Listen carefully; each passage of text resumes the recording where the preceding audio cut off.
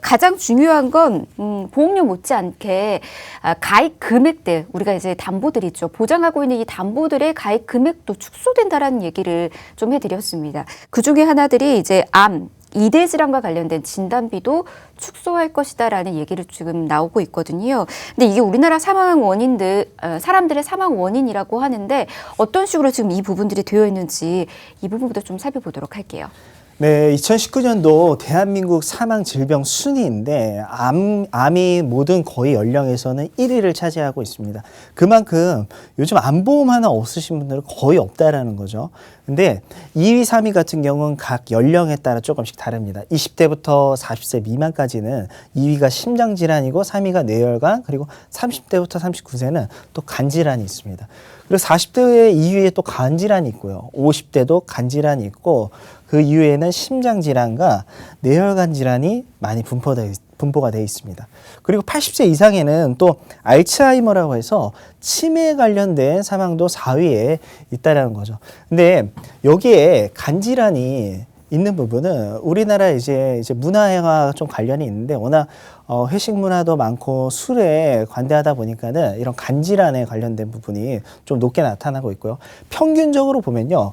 우리나라 사망순위 1위가 암이고요. 2위가 심장질환이고 3위가 뇌질환입니다. 근데 암보험은 거의 다 중요하다고 알기 때문에 많이들 가입했지만은 이런 뇌질환과 심장질환은 실제 보험증권을 들여다보시면은 그렇게 가입이 높은 금액을 돼 있지 않다거나 보장 범위가 굉장히 좁은 담보로 돼 있어요.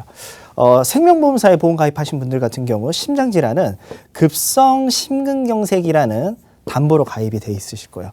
뇌혈관 질환이 아니라 뇌출혈로 가입돼 있으실 겁니다. 근데 심장질환과 뇌질환 중에서 가장 보장받기 힘든 담보가 바로 급성심근경색과 뇌출혈입니다. 그 이유가 가장 중증 질환이에요. 이것보다도 더 경증 질환인 심장질환에서 협심증 같은 경우 걸렸을 때는 보상을 못 받는다는 거죠. 그래서 오늘은 암보험도 이제 내가 가입한 보험사들마다 다 다르지만 그래도 하나는 준비가 돼 있으시잖아요. 근데 이대 질환이 뇌질환과 심장질환은 많은 분들이 미약하게 준비가 돼 있기 때문에 오늘 꼭 우리 시청자분들 보험증권 살펴보셨으면 좋겠습니다. 네, 대한민국의 사망 원인 바로 암과 그리고 이대 질환과 관련된 부분입니다. 하지만 아직도 이와 관련해서 좀 더 인지하지 못하고 있으시는 분들도 꽤 많이 있는 것 같더라고요. 왜 혈관 질환이 무섭고 또 왜 중요한 건지 이 부분 좀 짚어드리도록 할게요. 네, 혈관 질환 같은 경우는 대표적으로 뇌질환과 심장질환을 꼽을 수가 있는데요. 그 중에서도 이제 만성질환 환자분들이 대한민국에 참 많습니다. 고혈압, 당뇨, 고지혈증 환자분들 같은 경우는 몸 안에 시한폭탄을 좀 갖고 있다라고 생각하시면 쉽게 받아들일 수 있을 것 같아요. 갑자기 나타난다는 게 바로 뇌질환인가 심장질환입니다. 뭐 TV나 영화 그리고 뭐 언론에서도 많이 보셨겠지만은 길 가다 갑자기 사람이 쓰러져요. 그러면은 뭐 심장질환에 문제가 있거나 뇌질환에 문제가 있다는 거거든요. 그러면 대처를 하기가 힘들다는 겁니다. 암 같은 거 생각해 보세요. 암이라는 질환은 우리나라 사망 원인 1위를 차지하고 있지만 준비할 시간이 있어요. 암에 걸렸다 해서 바로 수술하나요? 아니죠. 대학병원에서 그 전에 수많은 사람들의 시간이 지난 다음에 내가 수술받을 수 있거든요. 평균적으로 한 달 정도 소요가 됩니다. 암 수술하는데. 근데 그렇게 한 달 지나서 수술하더라도 암은 생명에 큰 지장이 없습니다. 근데 혈관 질환은 바로 수술해야 돼요. 그래서 골든타임이라는 걸 많이 들어보셨죠. 그래서 심장질환 같은 경우는 30분 이내에 응급처치가 들어가야 되고 3시간 이내에 수술을 해야지 그나마 좀 정상적인 활동을 할 수 있다라고 얘기를 하고 있어요. 두 번째로 후유증이 정말 심각합니다. 암 환자분들도 후유증이 심각하지만 뇌질환, 심장질환은 더합니다. 왜냐하면 암 환자분들 같은 경우 만약에 수술을 못하는 경우가 있어요. 말기와 암 환자분들 워낙 암세포가 크기 때문에 이럴 경우 못 걸어 다니나요? 그렇진 않잖아요. 내가 생을 마감하기까지 준비할 시간이 있다는 거예요. 뭐 여행을 한다거나 가족분들과 뭐 시간을 갖는다거나. 근데 뇌질환과 심장질환은 그렇게 하고 싶어도 할 수가 없습니다. 그러니까 병원 침대에 계속 누워 있으셔야 돼요. 이게 바로 후유증이라는 부분입니다. 다시 예전의 생활로는 돌아오기가 힘들다는 거죠. 그렇기 때문에 바로 비용이 다른 질병보다 굉장히 많이 들어요. 첫 번째, 간병인이 당연히 필요하겠죠. 내 배우자가 있다라고 해서 무조건 내 배우자가 간병하는 게 아니잖아요. 요즘 워낙 또 맞벌이 세대이고 간병인이 필요할 거고요. 두 번째로는 후유증이 심각해요. 그렇기 때문에 재활 치료를 또 추가로 받아야 됩니다. 일반적인 치료가 아니라 추가적인 재활 치료를 받아야 되는 거죠. 그리고 다시 내 몸이 회복되는 시간이 굉장히 오래 걸려요. 그리고 내 원래 정상적인 몸으로 돌아오는 확률은요, 20%가 채 되지 않습니다. 거의 후유증, 뭐 왼쪽이나 오른쪽에 마비를 가지고 살아가시거나 아니면 휠체어 생활을 하셔야 된다는 거죠. 그래서 저는 암보다도 더 무서운 게 바로 이런 이대 질환인데, 아직까지도 많은 분들이 암은 중요하다고 생각하지만은 이런 이대 질환에 관련된 보험적인 부분은 많이 부족하다라고 말씀드리고 싶습니다. 네, 아무래도 이제 암과 관련된 부분들은 너무나 많이 이슈가 됐었고 또 그로 인해서 우리가 경각심이 좀 있다 보니까 암을 준비는 제대로 해왔지만 이대 질환을 좀 소홀했었던 부분도 사실인 것 같습니다. 하지만 이게 우리나라만 그런 게 아니거든요. 전 세계적으로도 사망 1위가 거의 이대 질환과 관련된 부분들이 크다라고 하는데 이거는 맞는 이야기일까요? 네, 세계적으로 봤을 때 사망 1위는 바로 심장질환입니다. 특히 유럽이나 미국 같은 경우는 워낙 이제 고기, 육류나 이런 식습관이 있기 때문에 혈관 질환에 가장 취약하다는 거죠. 암 같은 경우는 뭐 세계 각국마다 조금 다르지만 평균적으로 3위를 차지하고 있습니다. 1, 2위가 바로 심장질환과 뇌질환을 차지하고 있고, 우리나라 또한 좋은 식습관이 있긴 하지만 점점 젊은 연령대일수록 서구화 음식으로 변하면서 뭐 패스트푸드나 요즘 배달 음식 많이 섭취를 하고 있죠. 이런 부분이 우리 혈관 질환에 가장 안 좋다는 부분입니다. 운동을 해주면은 참 좋겠지만 워낙 직장 생활 하다 보면 바쁘잖아요. 그럼 운동할 시간은 없고 쉬고 싶기 때문에 이런 부분에 봤을 때 점점 더 사망률이 올라가고 질병적으로 많은 인원이 생기는 게 바로 혈관 질환을 뽑을 수 있을 것 같습니다. 네, 혈관 질환이 그렇다 보니 그렇게 무섭다라는 이야기를 좀 해드리고 싶습니다. 근데 이제 우리나라도 시간을 좀 더 거슬러 올라가면요, 굉장히 이 혈관 질환과 관련해서 가족력까지 있었던 그런 시기가 있었다라고 합니다. 그게 언제일까요? 네, 이 그림 한 분들 보셨을 겁니다. 특히 이 두 분의 왕 같은 경우는 많이들 알고 계실 건데, 태조 이성계 같은 경우 조선을 세운 분이시죠. 그리고 지금까지 최고의 성군으로 뽑히고 있는 세종 또한 근데 이 네 분이 왕이라는 공통점이 있지만 또 다른 공통점이 있습니다. 그 중에서도 특히 우리가 가장 잘 알고 있는 세종대왕 관련된 일화는 굉장히 많이들 알고 계실 건데, 제가 몇 가지 간단하게 알려드릴게요. 특히 아버지인 태종 같은 경우, 그리고 그 아버지 태조 같은 경우 문과에 굉장히 유능하신 분들이었습니다. 근데 세종은 문과, 책 보는 걸 굉장히 좋아하셨어요. 그래서 어릴 때 조선왕조실록에 어떤 얘기가 있냐면요, 태종 아버지가 세종한테 책을 뺏고 막 책을 못 보게 해요. 다른 왕들은 오히려 책을 보라고 하는데 세종만큼은 제외였습니다. 오히려 그때는 뭐 체육 활동이 없잖아요. 헬스가 없다 보니까 사냥을 즐기라 하셨어요. 근데 이것도 안 하신 거예요. 근데 나중에 이제 왕이 되시고 나서는 또 어떤 얘기가 있냐면요, 세종대왕 같은 경우는 워낙 거구의 몸집을 가지고 계셨고 몸무게도 많이 나가셨대요. 그 이유가 육류 식단을 굉장히 좋아하셨다고 합니다. 또 운동도 안 하시고. 이때 당시에 의사는 어이라고 얘기를 하죠. 어이 같은 경우는 아침 저녁으로 왕의 맥을 짚는데, 이때 시대에 1300년도 후반에 1450년도거든요. 세종대왕 같은 경우. 이 시기에 뭐가 있었을까요? 의학기술이라는 게 있었을까요? 있었지만은 지금처럼 과학적이진 않았을 겁니다. 이때 국민들, 백성 같은 경우는 하루에 한 끼밖에 못 먹었대요. 근데 이 네 분의 공통점은 바로 왕 말고도 바로 이 혈관 질환인 뇌질환이라는 가족력을 가지고 있습니다. 특히 세종 같은 경우는 당뇨라는 만성 질환 또한 가지고 있었죠. 내가 뇌졸중이 아니더라도 내 윗세대에 뇌졸중이라는 질병이 있으면요, 내가 걸릴 확률이 더욱더 높다라는 겁니다. 그리고 요즘 이제 젊은 고혈압 환자나 당뇨 환자분들이 계속 일어나고 있거든요. 근데 고혈압 당뇨 환자분들은 예전에는 뚱뚱하신 분들이 많이 걸리는 질병이라고 생각했어요. 근데 요즘은 그렇지 않습니다.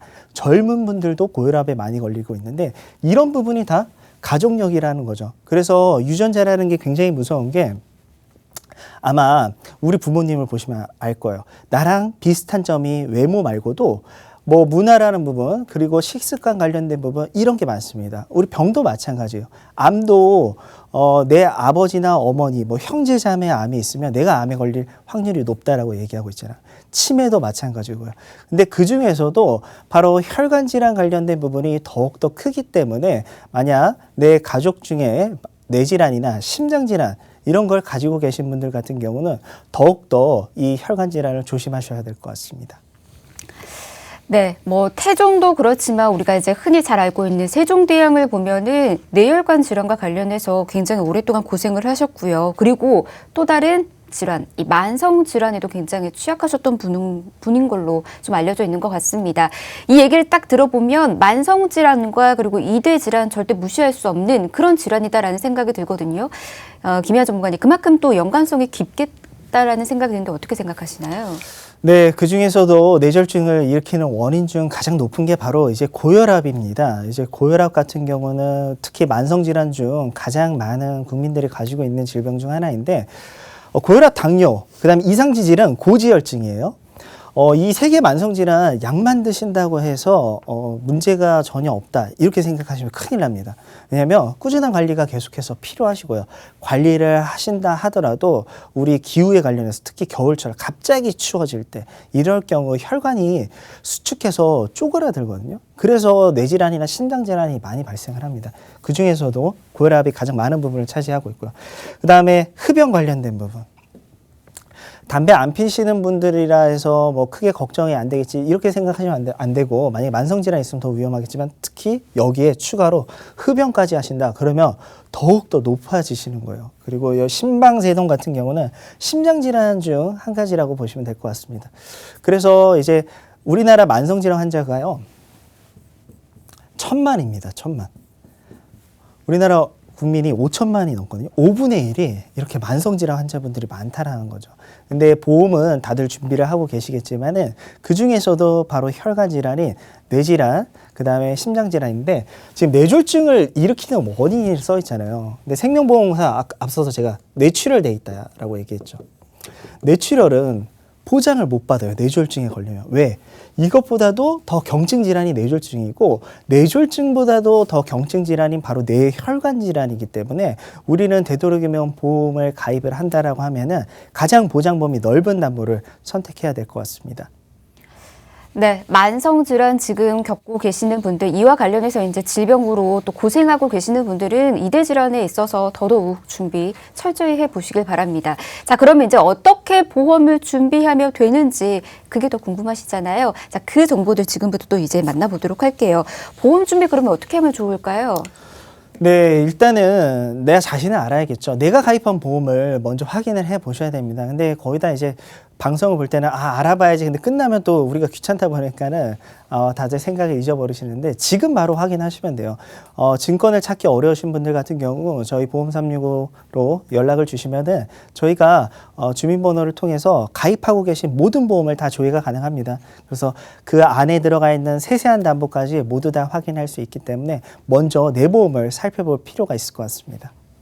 네, 먼저 내 보험 살펴보시고 이제 부족하신 부분들은 저희와 함께 상의하시면서 준비하실 수 있으니까 부담 갖지 마시고 함께 보시길 바라겠고요. 자, 그러면 뇌혈관 질환, 심장 질환 어떤 부분부터 저희가 어떻게 하면 되는지 이제 알려드리도록 하겠습니다. 사실은 이와 관련된 부분들이 이제 보장이 가장 중요한 거거든요. 보장 범위 어떻게 나뉘어져 있는지부터 좀 살펴볼까요? 네, 조선의 1대부터 4대 왕들도 피하지 못한 바로 이제 뇌질환 관련해서 말씀드릴 건데 보험사들 같은 경우는 총 4가지의 담보를 판매를 하고 있습니다. 가장 보장 범위 넓은 게 바로 뇌혈관 질환이에요. 뇌혈관 질환은 뇌출혈에 걸려도 보장하고 뇌졸중에 걸려도 보장하는데 이것보다도 가장 경증 질환일 때를 보장하기 때문에 우리 보험 중에서는 가장 유리하다라고 말씀드릴 수 있습니다. 그리고 뇌출혈 같은 경우는 전체 환자 수의 9.2%밖에 되지 않아요. 10명 중 1명이 채 되지 않습니다. 100명 중 9명이라는 거죠. 그래서 되도록이면 이 뇌혈관 질환을 준비하셔야 되고 특히 생명보험사에 가입되어 있으신 분들은 뇌출혈이나 CI보험 같은 경우는 일반 뇌출혈보다 더 작은 원이에요. 더 작은 원. 그러면 9.2%인데 CI보험은 어느 정도 되냐면요. 실제 수령하는 분들이 3%가 되지 않습니다. 그 이유가 뭘까요? 바로 이 부분이에요. CI 보험 약관을 보면은 뇌출혈, 뇌경색은 보장에서 제외. 그럼 뇌출혈은 아까 보셨죠? 9.2%. 뇌경색은 뇌졸중입니다. 여기 뇌경색 보장에서 제외된다는 거예요. 그럼 뇌혈관 질환 보장할까요? 당연히 안 하겠죠. 그 이유가 이런 질환에 걸리고 나서 후유장애가 25%가 남아야 된대요. 그럼 우리가 후유장애 25% 이상이 어떤 건지 어떻게 할까요? 후유장애를 매기는 점수가 있습니다. 일상생활 기본동작이라 해서 5가지 항목에 관련해서 점수를 매기는데 첫 번째 뭐 목욕 관련된 부분, 그 다음에 배변 배뇨를 2시간 참을 수 없는 거, 이게 5%예요. 그 다음에 옷 입고 벗기를 혼자 못하는 게 3%. 마지막 평지에서 100m 이상 걷지 못하는 경우, 남의 도움이 필요한 경우, 이런 경우가 10%입니다. 이거 다 더해야지 25%가 넘는 거죠. 26% 하는 거예요. 만약에 하나라도 점수가 1%가 나왔다. 그러면 내가 보험 가입했다라도 보장을 못 받는 거죠. 그래서 기존에 뭐 지인이나 친구 통해서 믿고 가입을 하셨다라고 하지만은 우리 보험을 꼭 살펴볼 필요가 있습니다. 그 이유가 바로 보험사들마다 보장하는 범위가 다르기 때문에 우리는 되도록이면 가장 수월하게 보험금을 수령할 수 있는 보장 범위 넓은 담보를 선택하면 될 것 같습니다. 네, 어떤 보험을 지금 준비해 뒀는지에 따라서 여러분 보장 받을 수 있는 범위들이 굉장히 크게 나뉘어져 있습니다.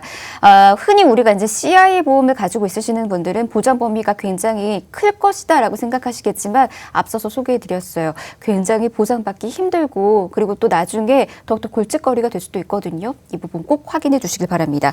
뇌혈관 질환부터 저희가 보장 범위 이렇게 좀 살펴봤고요. 이어서 이제 심장 질환과 관련된 부분들도 좀 살펴보도록 하겠습니다.